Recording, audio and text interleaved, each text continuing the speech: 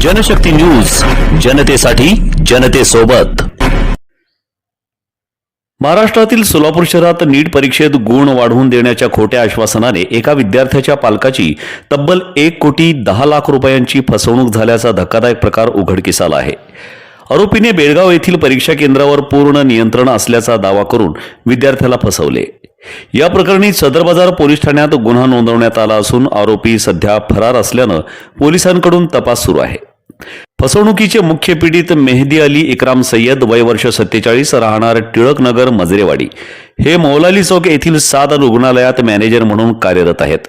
त्यांचा मुलगा अहमद मेहदी अली सय्यद याने 2024 आणि 2025 मध्ये नीट परीक्षा दिली होती, परंतु दोन्ही वेळा कमी गुण मिळाल्याने तो शासकीय वैद्यकीय महाविद्यालयात प्रवेश पात्र झाला नव्हता। शेजारी राहणारे अखलाक शेख यांच्या ओळखीने मेहदी अली यांची आरोपी अरविंद गोविंद चंडक, राहणारा साई सत्यम रेसिडेन्सी, भवानीपेठ, सोलापूर, याच्याशी भेट झाली। चंडक हे 7 रस्त्याजवळ अमेय एंटरप्राइजेसचे मालक असून कर्नाटकातील बेळगाव येथील नीट परीक्षा केंद्राचे व्यवस्थापन करतात। आरोपी चंडक याने मेहदी अली यांना सांगितले की बेळगाव येथील परीक्षा केंद्र माझ्या ताब्यात आहे, तेथून अर्ज भरा, मुलाला सांगा केवळ 4 ते 5 प्रश्न सोडवून उर्वरित पेपर कोरा सोडायला, आम्ही नंतर पेपर पूर्ण करून 600 पेक्षा जास्त गुण मिळवून देतो, त्यानंतर शासकीय वैद्यकीय महाविद्यालयात प्रवेश देखील मिळवून देतो।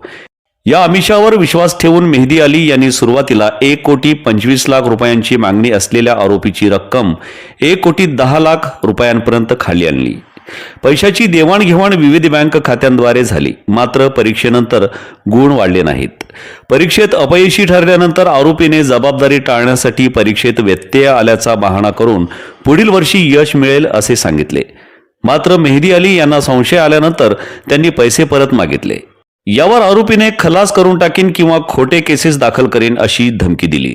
शेवटी मेहदी अली यांनी सदर बाजार पोलीस ठाण्यात तक्रार दाखल केली।